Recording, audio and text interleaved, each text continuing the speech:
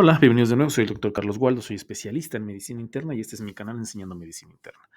El día de hoy toca subir un video acerca de actualidades en la medicina donde reviso algún artículo, algunas guías, hago un resumen y se los presento a ustedes.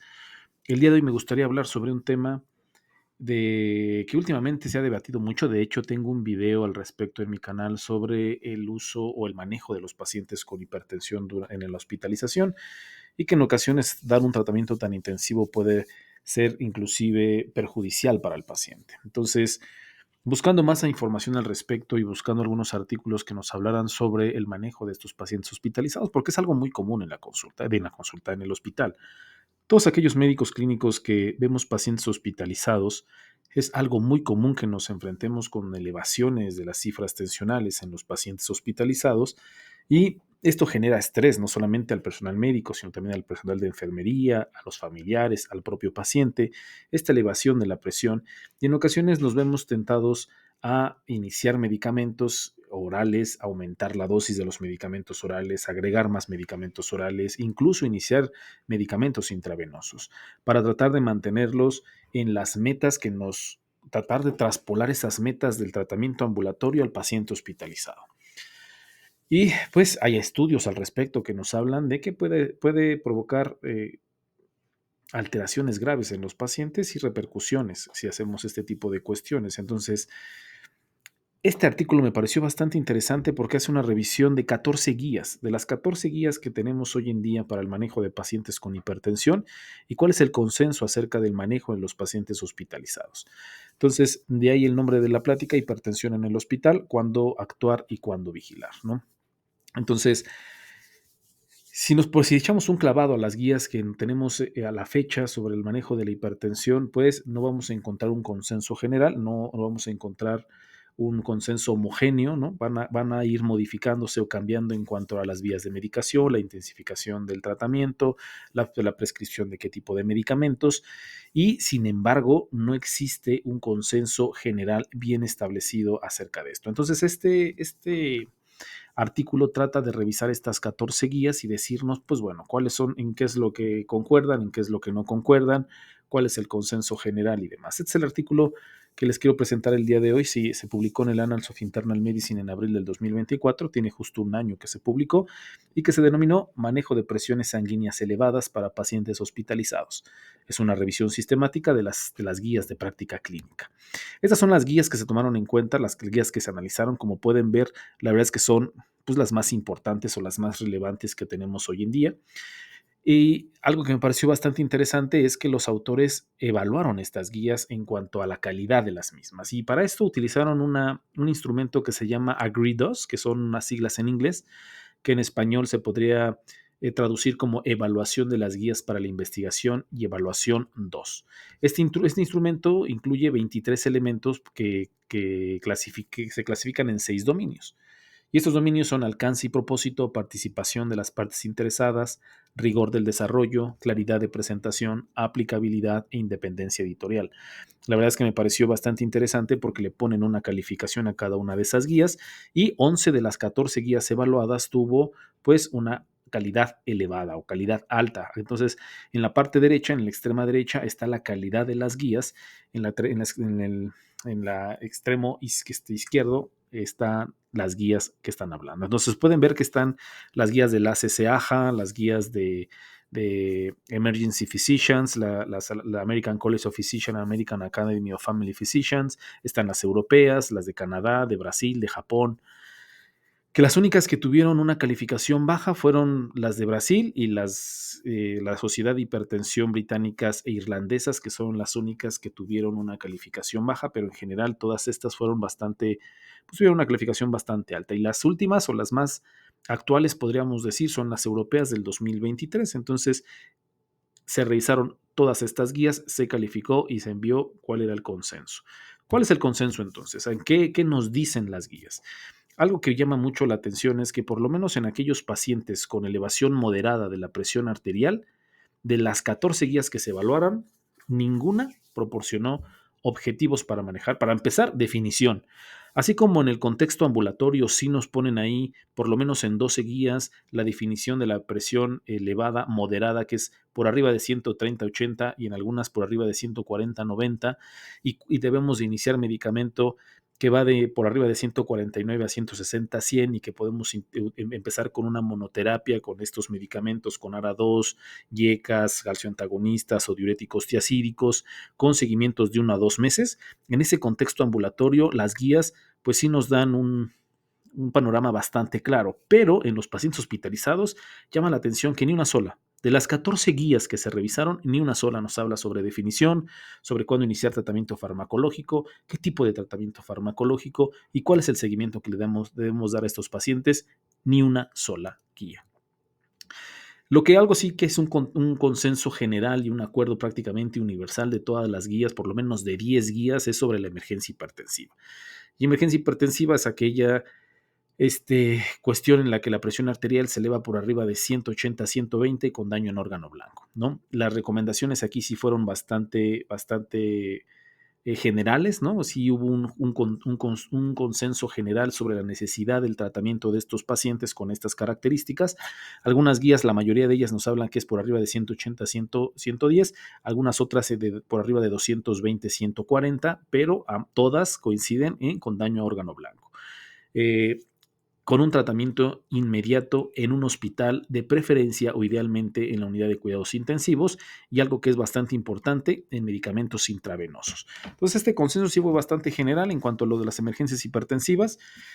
No hay un consenso homogéneo acerca de qué tanto tenemos que reducir, en cuánto tenemos que reducir, sino que más que nada hay que individualizar el tratamiento y ver el daño al órgano blanco. Por ejemplo, en aquellos pacientes que tienen una disección aórtica aguda, las guías nos comentan que debemos hacer una reducción rápida para disminuir el estrés de la aorta, ¿no? Por ejemplo, pero en aquellos pacientes que tienen daño a órgano blanco, como por ejemplo encefalopatía hepática, hipertensión maligna, insuficiencia renal que esté provocando daño renal, nos hablan de que podemos ser un poco más cautelosos, más lentos para no disminuir tanto la perfusión a esos órganos. Entonces puede ser en cuestión de horas o incluso de días la disminución de la presión arterial.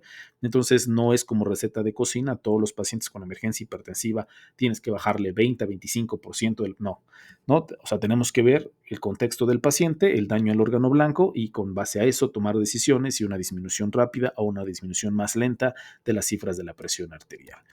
Y en cuanto a la urgencia hipertensiva, que la urgencia hipertensiva es una presión arterial por arriba de 180/120, pero sin daño a órgano blanco, igual, 11 guías nos hablan sobre qué tenemos que hacer en los pacientes en el ámbito ambulatorio, pero en hospitalización caemos en lo mismo. Ni una sola guía nos habla sobre definición, sobre el inicio de terapia, qué tipo de tratamiento y el seguimiento, ni una sola guía nos habla al respecto. Y también una cuestión que no nos comentan dentro de las guías, que aparte de esto, por ejemplo, en aquellos pacientes que encontramos con urgencia hipertensiva, iniciar algún tipo de abordaje para ver si no hay órgano en daño blanco, ¿no? O sea, realizar fondo de ojo, electrocardiograma, tomografía para ver o evidenciar algún daño a órgano blanco. Algunas guías, sobre todo unas entre 4 o 5 guías, nos hablan de que tendríamos que hacer una revisión muy general, ¿no? Fondo de ojo, exploración física, electrocardiograma para ver esta situación. Una guía de plano dice que no hay necesidad de realizar ningún tipo de abordaje a los pacientes con urgencia hipertensiva.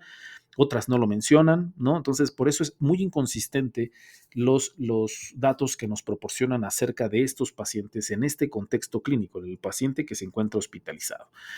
Entonces, tampoco nos hablan sobre la transición que tenemos que hacer de los fármacos hospitalarios al domicilio, ¿no? O sea, qué tenemos que hacer de manera ambulatoria o esta transición que hacemos al darlos de alta, al egresarlos de hospitalización. Sí nos comentan que en el ámbito ambulatorio pues tenemos que iniciar medicamentos orales y el seguimiento en algunas guías dicen que días, otras guías dicen que semanas, ¿no? Pero con mayor frecuencia entre días y semanas.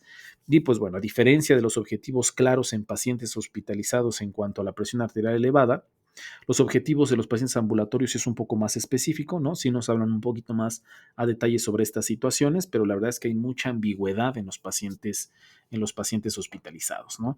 Es, es una brecha, es un área gris que tenemos en los pacientes hospitalizados. No entiendo cómo no es que no hay un consenso general en ninguna de las guías americanas, japonesas, europeas, canadienses. O sea, no hay un consenso que nos digan cuáles son, a partir de cuánto iniciar los medicamentos, cuándo tenemos que intensificar el tratamiento, sobre todo en el contexto que le estoy comentando, en los pacientes con elevación moderada de la presión arterial o en los pacientes con urgencia hipertensiva. No hay un consenso general, no hay algo para lo que nosotros nos podamos agarrar, sobre todo porque, o sea, sí, a lo mejor encontraremos algún artículo aislado que más o menos nos oriente sobre lo que tenemos que hacer, pero siempre como médico clínico, pues nos guiamos, valga la redundancia, en las guías, ¿no? Porque pues es un consenso de expertos en donde se hace una revisión bastante amplia de los artículos que se encuentran o de los estudios que se encuentran allá afuera y que se pueda hacer un consenso para que nosotros podamos tomar decisiones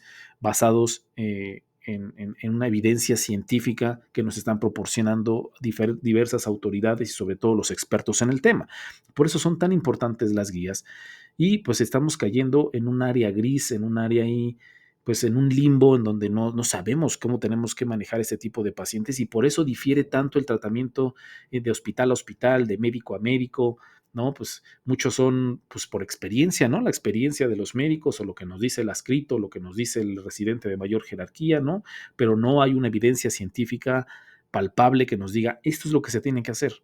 Todos los pacientes con elevación de las cifras tensionales en el hospital tenemos que bajarles la presión y tenemos que bajarlos a la normalidad. Pues no hay un consenso, no se puede decir a ciencia cierta aquí eso, si eso es lo que se tiene que hacer.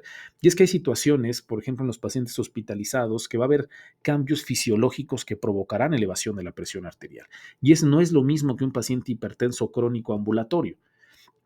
Habrá circunstancias y condiciones fisiológicas que a nuestros pacientes hospitalizados eleve la presión arterial. Y es muy tentador que nosotros nos diga la enfermera por segunda o tercera ocasión, doctor, su paciente está hipertenso, asintomático pero hipertenso, o con elevación moderada de la presión arterial, y nos veamos en la necesidad de iniciar algún tipo de fármaco, ¿no? Pero véanlo así, por ejemplo, por los pacientes que tienen sepsis, por ejemplo, y que empiezan con taquicardia por la inflamación sistémica que está teniendo el paciente, pues no le vamos a iniciar beta bloqueo. A este paciente hay que reanimación hídrica, antibiótico, tratar la causa que está generando esa taquicardia. La taquicardia se resolverá, es algo muy similar con la presión arterial.